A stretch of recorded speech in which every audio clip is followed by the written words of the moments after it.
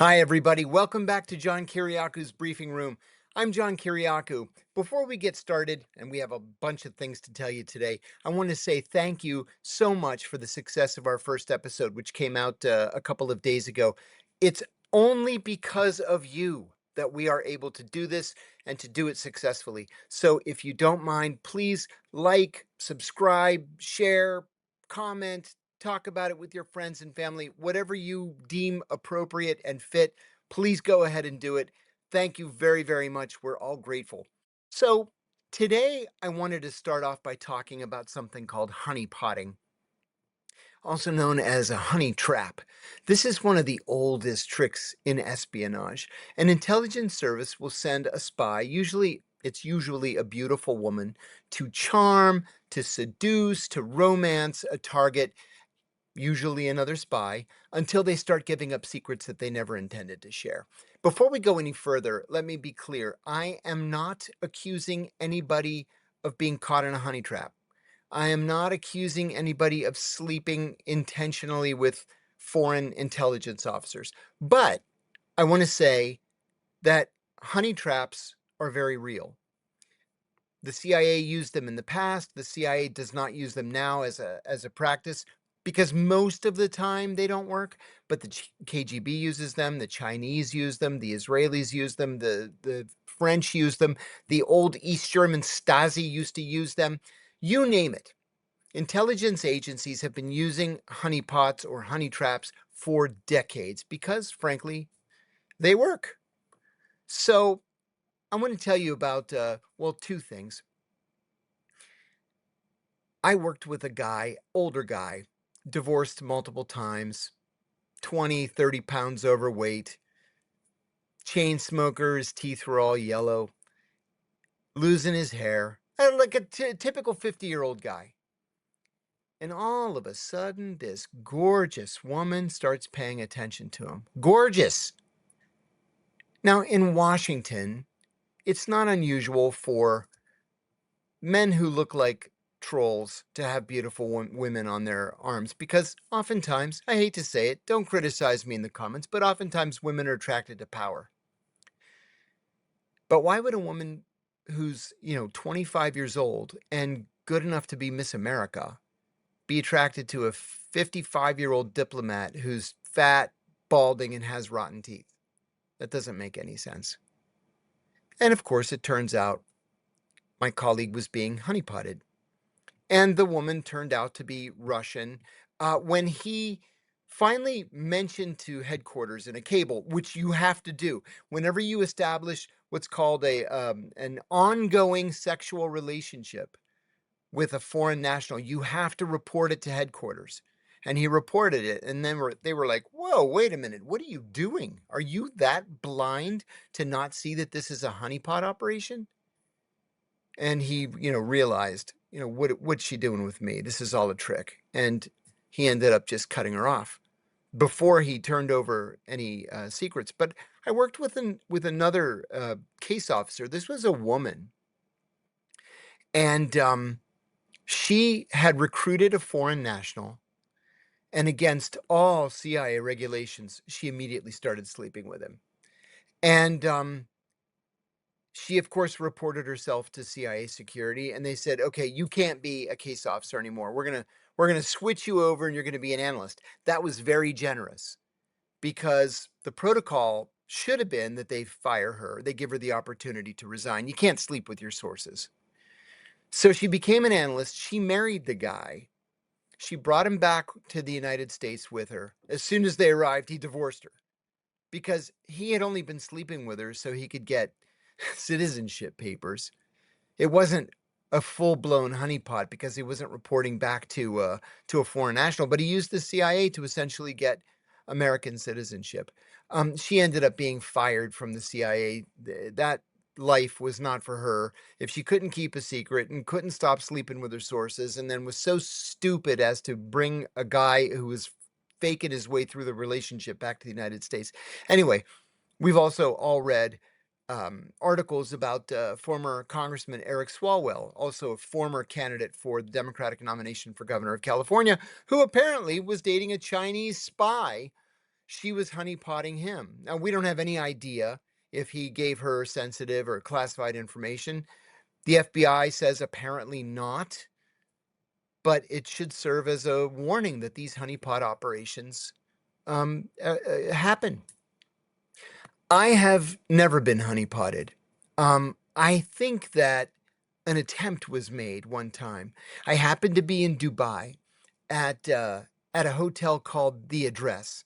It's the tallest hotel in the world. It's like 102 stories, and it's directly across the street from the Burj Khalifa, the tallest building in the world, at least for the time being. And they have a bar on the very top floor that has the most incredible, spectacular view. So I go up there and I order a double Campari on the rocks, which I'll tell you about in a second.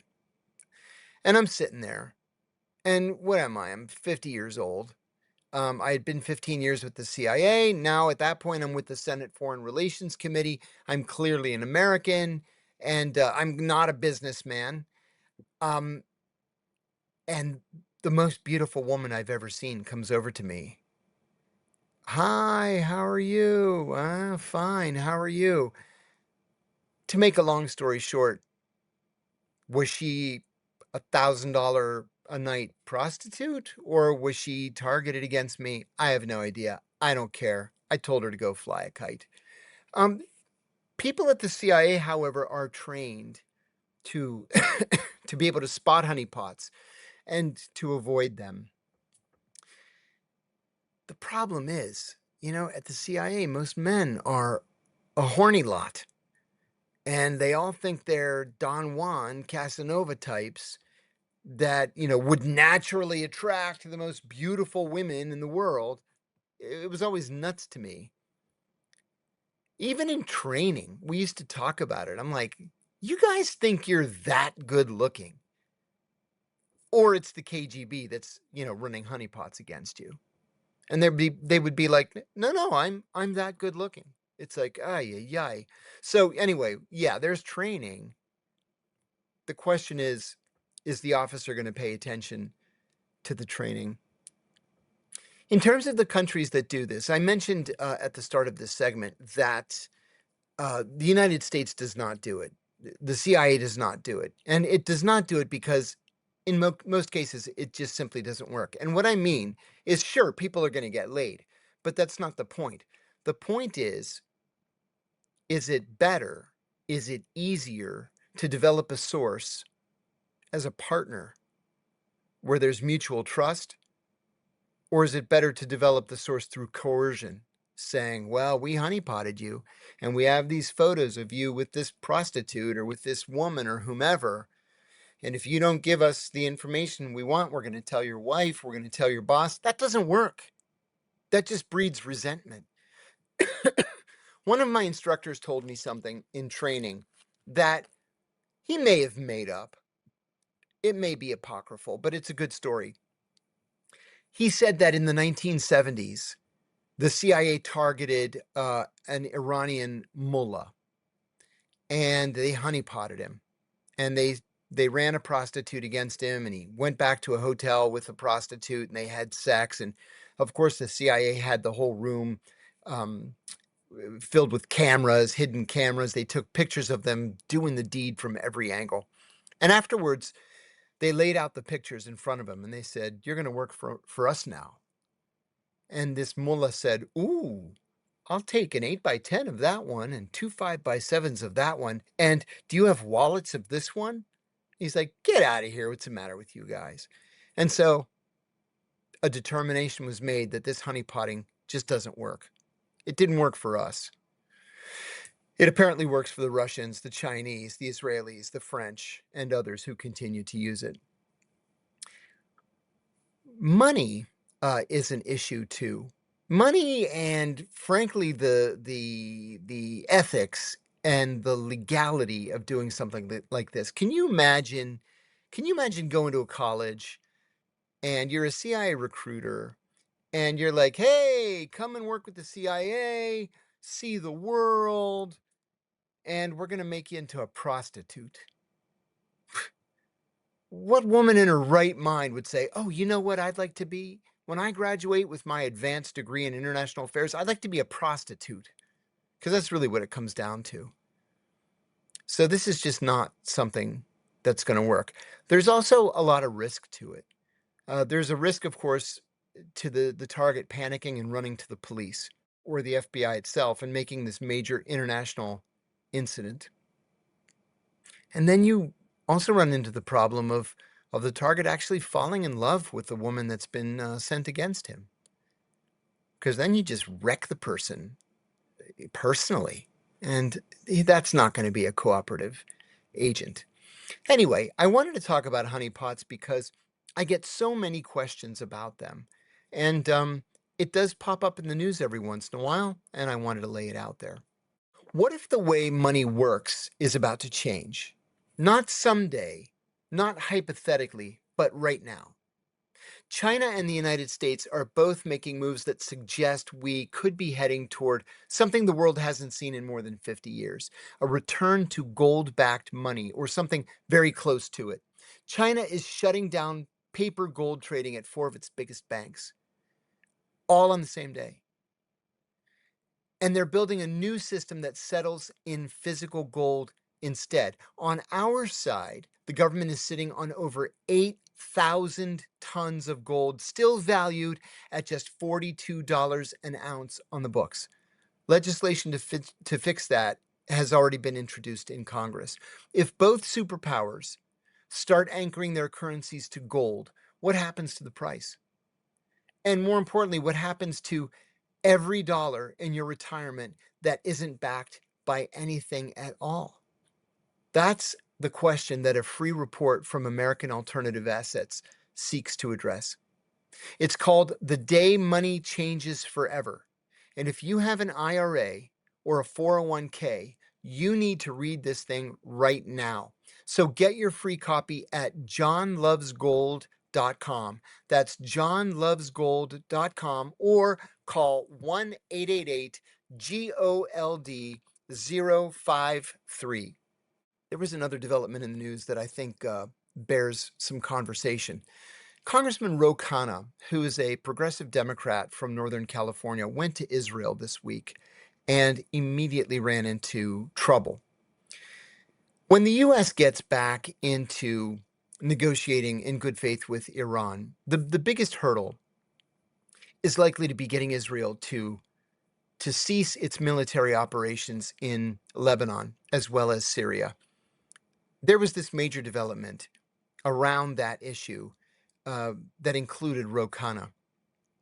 I want to say before I talk about Ro Khanna that Donald Trump has been surprisingly consistent in his opposition to the Israelis continuing military operations in Lebanon and Syria.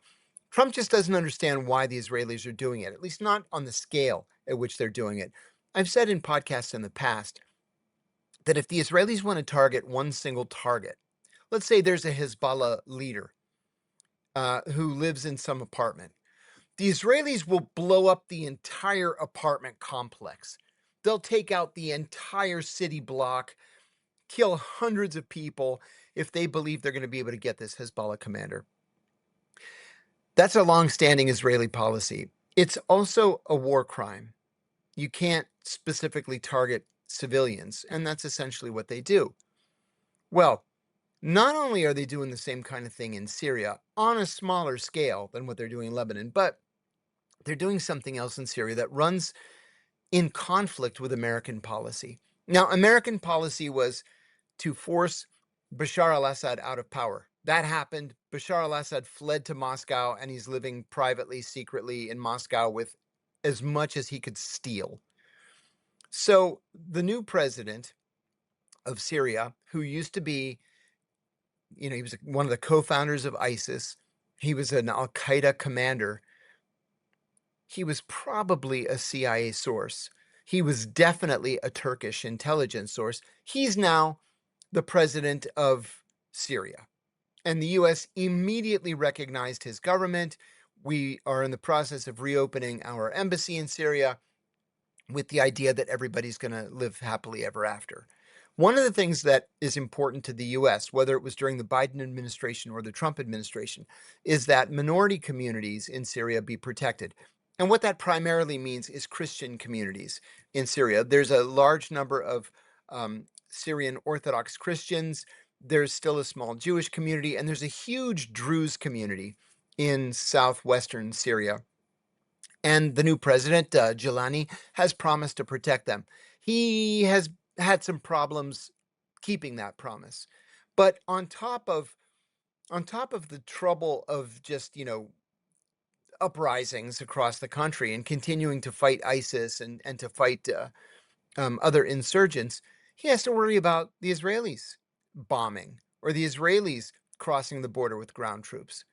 And Donald Trump has repeatedly told the Israelis, stop attacking Syria. And they won't stop attacking Syria, just like they won't stop attacking Lebanon. Now, in Lebanon, of course, there is a real Hezbollah threat to the Israelis. But the Israelis, as is their wont, tend to overreact and they kill a lot of civilians. Okay, enter Ro Khanna. Ro Khanna, as I said, is a progressive Democratic congressman from Northern California. He went to Israel this past week and ran into some trouble. So let's take a look at his tweet, and then we're going to look at a very short, it's only a 3-second video. He tweeted, Israeli settlers brandishing American-made M4s detained me and other Americans on my trip to Palestine. When the IDF arrived, the Israel Defense Force arrived, they sided with the settlers and continued our detention. They made a huge mistake. You will be hearing more soon. And then he links to a New York Times article about the incident. He went on to say that when his translator said, these are Americans, they're on a visit sponsored by the American Embassy. It is an official U.S. government visit, and one of the men in the car is a member of Congress. The settlers and the IDF laughed at him. They laughed at him. I'm going to tell you why this is going to be a problem for the Israelis. First of all, most of these settlers are Americans. They're American citizens. They're going to need to be reined in. Second, official U.S. foreign policy is to oppose the expansion of settlements. Most presidents are weak in the face of the Israelis and expanding settlements, but official policy is to oppose settlements. But where they really screwed this up is detaining a member of Congress. Ro Khanna has a vote on the budget, like every member of Congress does. And he can cast his vote against military or civilian aid to Israel. You've probably heard Benjamin Netanyahu in the past couple of days saying he's going to wean Israel off aid from the U.S. Great. We should have cut off that aid decades ago. Israel is a first world country with a robust and advanced economy. It doesn't need welfare from the United States to finance their socialist government, which is really what it is. Everybody gets free everything in Israel. If you are a settler, you get a free house, you get free furniture, you get free utilities, you get everything free. We don't have that in the United States. They have socialized medicine. It's all free. So why are American taxpayer dollars going to support this socialist system in Israel? It's wrong. But Ro Khanna has the ability to affect the budget, to amend the budget, or at least to offer amendments, and essentially to block aid to Israel if he can gather enough concurrent votes. In the Senate, it's actually easier because senators have an ability to put a hold on a bill, including a budget bill, and they can block that aid. Now, Ro Khanna made a statement. We've got it on video. And JB, if we can cut to that. I saw the arrogance in the eyes of those settlers, 21 and 22-year-olds with guns, laughing that they had detained us. The arrogance of those young IDF soldiers that my tax dollars are funding, having no respect for the fact that they were detaining Americans, no respect that there was an American congressperson in that bus, and laughing when our translator told them that there are Americans there and the American embassy is concerned. It is the arrogance of power, of a power that has had no accountability, total impunity, and has created a toxic culture of oppression. So let's talk about that. President Trump told Israeli Prime Minister Netanyahu this past week, on Thursday actually, quote, "They don't want you in Syria. You should redeploy," unquote. As I said, Trump has been very consistent on this position. A senior White House official added that the same was true in Lebanon. We don't want you in Lebanon. It's a constant problem. So here's the problem with that. Israel is going to have national elections in October. And it's hard to imagine Netanyahu agreeing to withdraw before October because it's going to make him look weak. Even if he wanted to withdraw, members of his governing coalition, and they know who they are, Itamar Ben-Gvir and Smotrich, members of this coalition are even more hawkish and farther to the right than Netanyahu is. Some have openly argued that Israel should maintain an indefinite military presence in Syria, in Lebanon, and in the West Bank and Gaza, permanent, with some even advocating for new Jewish settlements, much like those established in the occupied West Bank. Can you imagine Jewish settlements in Syria and Lebanon? Unprecedented. Getting back to Ro Khanna, he's taken some heat on the likes of X, for example, or in the conservative media, saying that this was a stunt, that it was set up. And the reason why this criticism is now coming fast and furious is because Ro Khanna is heavily rumored to be a 2028 Democratic presidential candidate. I'll tell you what it has done. If you look at Kalshi, the predictive app, it has moved Ro Khanna from, number 66 of potential Democratic presidential candidates up into the top 10. It's given him a platform. It's given him a name. And the more that people criticize him and say that he set it up, the more his name is out there, the more he's able to establish this position, his position on Israeli settlements and expansion, and it makes him a serious person. So that is something that bears watching.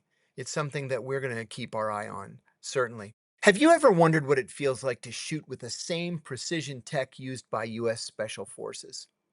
Well, good news. After years of research and development, MCG Tactical just dropped something incredible. It's called the Stinger Combat Sight. This is not your average red dot. Using holographic technology, once reserved for elite military and law enforcement units, the Stinger delivers crystal clear precision. So accurate, listen to this, you could hit a dime at 300 yards without even trying. This is the exact same level of technology used by the pros. But here's the twist. Most sites like this go for $600 or more, and people happily pay it. But right now, through an exclusive deal with MCG Tactical, you can get this military spec sight for under $200. And it gets better. For my listeners, you're getting 67% off, and they're covering shipping. It's no secret that I've applied for a presidential pardon. I really hope I get it because I want my guns back. And I'm already accumulating gear from MCG Tactical. It's the highest quality stuff on the market. So just scan the QR code or go to mcgtac.com/John Sting to get yours today. The only catch, supply is tight, and these are already flying off the shelves. So if you want a site built for the best, now's your shot. Grab yours before they have to shut down orders and go to mcgtac.com/John Sting. Folks, I travel a lot. I happen to be here in Miami, Florida today. And I'm going to be in Washington for the next couple of weeks, but then I'm starting another long trip to Vietnam, Germany, Greece, and Egypt. And I'll be gone for 3 weeks, but we'll continue to do the show. Well, last week I was in Sweden and Norway. And odd as it might sound, I had never been to either Sweden or Norway before. Both absolutely lovely countries, lovely places. But boy, was I wrong about what those countries are like. I was also for a brief period in Germany, and I know Germany well. I go to or through Germany 3, 4, 5 times a year. This time was different. I first went to Norway to give a couple of speeches, and these are speeches to, like-minded groups. They're affiliated with WikiLeaks or with the progressive left or whatever. And and it was an education for me for a couple of reasons. First of all, I simply had no idea that an extreme right wing existed in Norway and Sweden. And when I say extreme right wing, I mean like solidly neo-Nazi right wing with, guys with swastika banners marching in the street and calling for the execution or expulsion of refugees. I had no idea that that was the case. NATO is not just an EU country and a NATO country, it's one of the wealthiest because it's swimming in oil. Then I went to Sweden, and I'll tell you, Sweden was a real eye opener. I want to back up and say about 10 years ago, my ex wife and I had an au pair live with us for a year. She was a Swedish citizen, but she was the daughter of refugees from Syria, Christian refugees from Syria. And she very excitedly went home after her year in Arlington, Virginia, to become a police officer in Stockholm. And because she speaks fluent Swedish, fluent English, and fluent Arabic, they made her a policewoman in a minority neighborhood to kind of do community outreach. And I thought, oh, that's so nice. That's so progressive. Good for her. And she's had a successful career. With that said, what I didn't know was how much the average Swede hates these refugees. I was just under the impression that it was all, milk and honey and everybody was happy and they're all going to live happily ever after. And that's not the case at all. My hosts in Sweden did something for which I am going to be forever grateful. I don't know if any of you have ever heard of the former Swedish Prime Minister Olof Palme. In 1986, I was a senior in college and I was dating a Greek girl. And when I say Greek girl, she was from Greece. And we met up for dinner one night. And I saw her and she had this big smile on her face. And I said, "How's your day?" She said, "It's great." I said, "Why?" And she said, "Because somebody finally shot Olof Palme." And I said, "Shame on you." Olof Palme was the prime minister. And because Sweden is, historically like one of the most peaceful places on earth, the prime minister and his wife went to the movies one night. Just the two of them, no security. They went to the movies. The movie ended about midnight. They walked out of the theater and they turned right and walked about a block, then crossed the street because Mrs. Palma wanted to look at a dress in a window in a shop across the street. They looked at the dress momentarily, made another right, and continued down the street for half a block when they were encountered by a man who, at point blank range, shot Olof Palme multiple times and assassinated him in the street. A Kurdish refugee, was arrested. He was tried and convicted, and the conviction was almost immediately overturned. The guy had nothing to do with it. Then they arrested a heroin addict who happened to be in the neighborhood. He didn't do it, and they never even charged him with the crime. They let him go. But some of the people who hosted my speeches in Sweden have done deep dives on this issue, deep dives.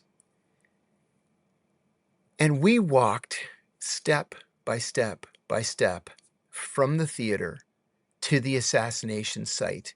And they walked me literally minute by minute through the events of that night. There were literally dozens of witnesses who reported surveillance cars, usually with two people each in them. These people had walkie-talkies. Some of the cars were identified as being government cars or police cars, like undercover police cars. And the conclusion, to make a long story short, the conclusion that they came to was that many of the people involved in this surveillance believed that they were carrying out an exercise, practice surveillance. The prime minister's out. He went to the movies. He's walking down the street. We're going to do surveillance, counter surveillance. It's all part of the exercise. And we've all done similar things, in the industry until it wasn't an exercise. And then somebody just walked up to him and shot him dead.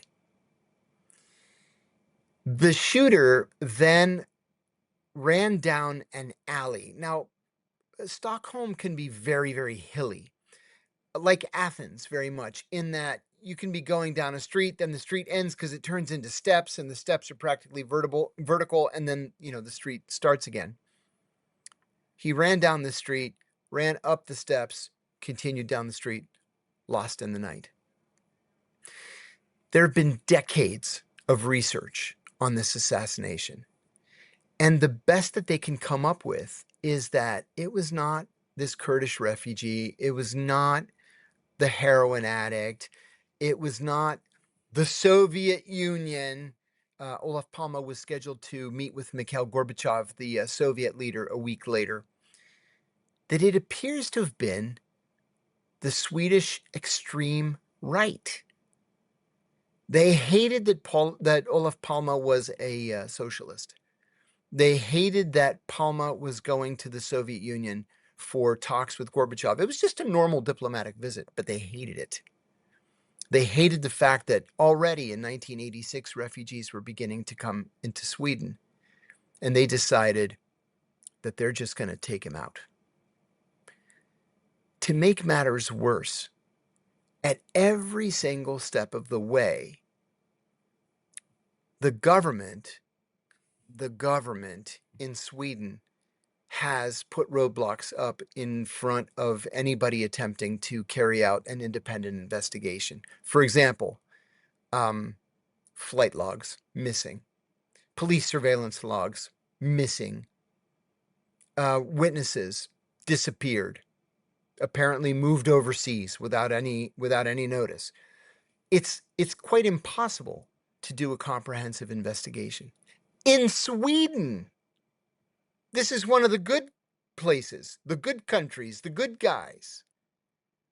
But much to my shock, there is a very powerful far right wing in Sweden, just like in Norway and just like in Germany. And it's something that really bears watching. I wanted to offer up something in the way of travel tips. I'm starting an audio-only podcast. Well, you know what? That's not true. I already started it. We're already starting season 3. It's called John Kiriakou's Dead Drop, and it appears on Spotify and on Apple Podcasts. I'm very, very grateful for the fact that last week we passed 3 million downloads. It's the most I've ever had, anywhere, at least on my own podcast. And I'm very grateful. So season 1 was based on my first book, the Reluctant Spy. Season 2 was about my prison experience called Doing Time Like a Spy. And season 3 we're calling A Spy's Guide to. And our first episode is about Athens. And it's about how when you're a tourist, you go to a place like Athens or London or Stockholm or Paris or whatever, and it's like, oh my God, there's the Eiffel Tower. Let's go to the top of it. Oh, let's go to this restaurant on the left bank. It's so popular. A CIA officer will look at a city completely differently. In Athens, you're not going to even pay attention to the Parthenon because you're worried about somebody coming out from behind this building and shooting you in the head. You're worried about surveillance, counter surveillance, surveillance detection, and keeping yourself safe. So I hadn't even given Stockholm a second thought. As I said, I had never been to Stockholm before. But I came to realize when you can murder the prime minister himself on the street in the center of the city. And over the course of 40 years, nobody has been conclusively identified either as the shooter or as even a participant, then we're probably looking at Stockholm wrong. So we're going to talk about these issues in the future on this podcast. We're going to talk about Athens. We're going to talk about London and Paris and Rome and Bangkok and Abu Dhabi and Dubai and places like that where Americans are going, whether for vacations or for business. And I think that they are just looking at these places in the wrong way. I also have a clip of something that is taking place in Philadelphia right now, and not just in Philadelphia, but in other places around America. A lot of Americans are panicking at the establishment or the rise of Muslim communities. Can we go to that clip, JB?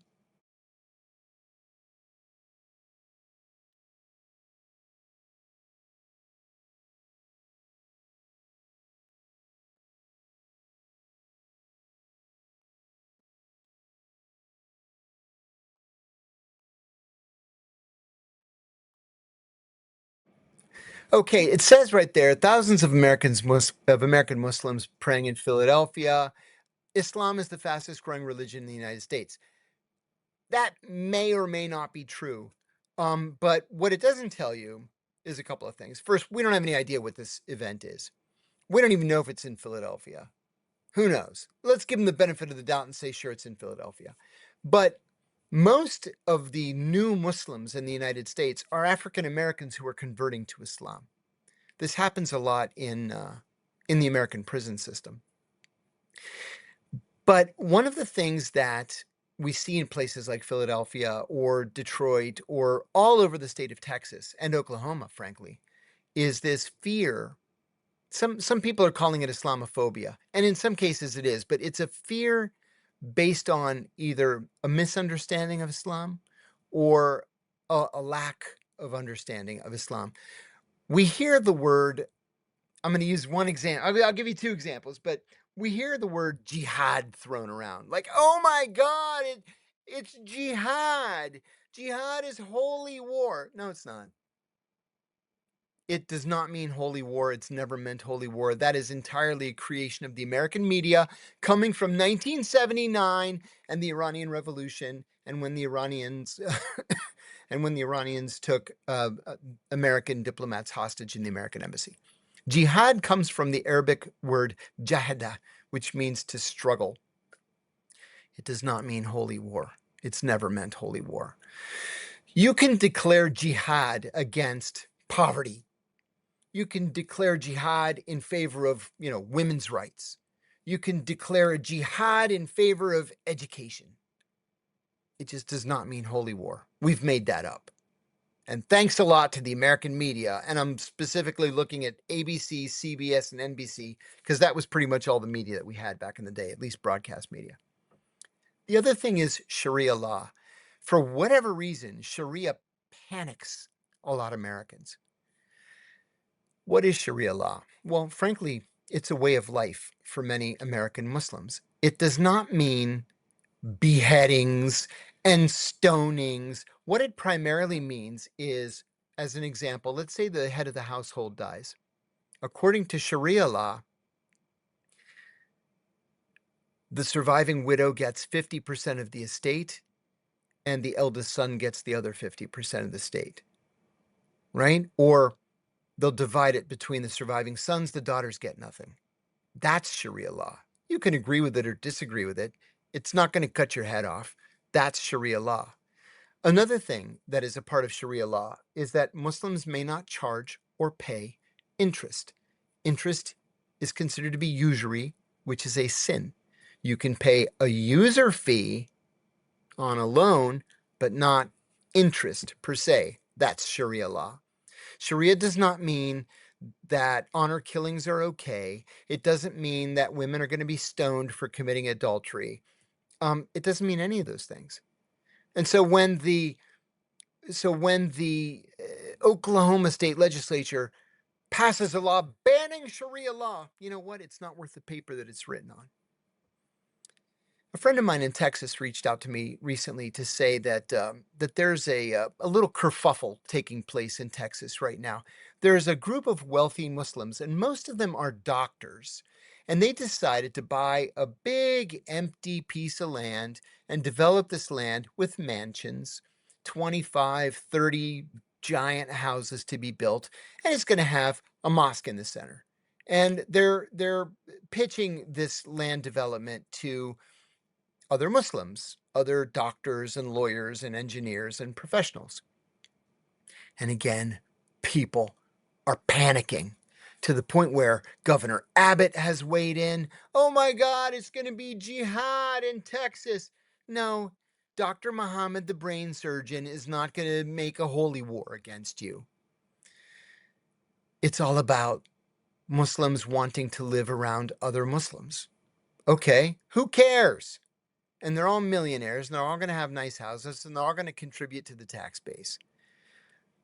This is a long way of saying that this is an issue that is dividing Americans unnecessarily. It's something that we're going to continue to watch, and I'm going to try my best to explain it to everybody in plain English.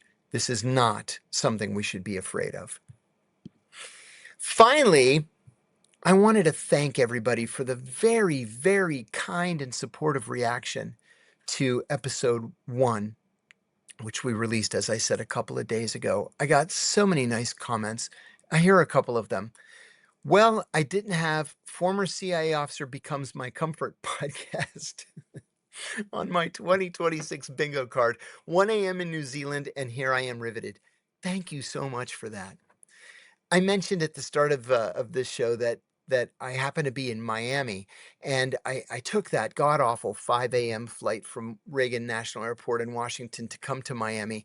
And as soon as I got on the plane, the pilot saw me. He's like, "Oh my God, John Kiriakou! I just listened to the podcast. I loved it. It's great." He happens to be Ethiopian. He came here as a child, and he said he loves the news. And then when I got off the plane, he was waiting for me uh, outside the plane to take a picture together. So thank you for that support. Here's another one. Thanks, John. Hope you get your pardon soon. You deserve it. Thank you very much for that. I hope I get my pardon as well. The third one, what a historic moment to be a part of. I will tell my kids I was one of the first 10,000 people to watch John Kiriakou's first episode of The Briefing Room. Thank you. That means a lot to me. A fourth, I really love the format of this podcast. Important news and information from someone who can really comprehend it. Then having the community section at the end really ties it all up. I think it's a perfect mix of what I like John Kiriakou for. Thank you. And I'm serious about that. We're going to begin doing Q&As as well. So please, if you have questions, go ahead and put them in the chat right there on YouTube or wherever you happen to be watching this. And we're going to try our best to get to all of them. Finally, I want to thank you again. So please, please, please help us grow this podcast by liking, subscribing, sharing, and telling your friends and family. We can only make this work because of you. Thanks again for taking the time to listen. I'm John Kiriakou. This is The Briefing Room, and we'll see you next time.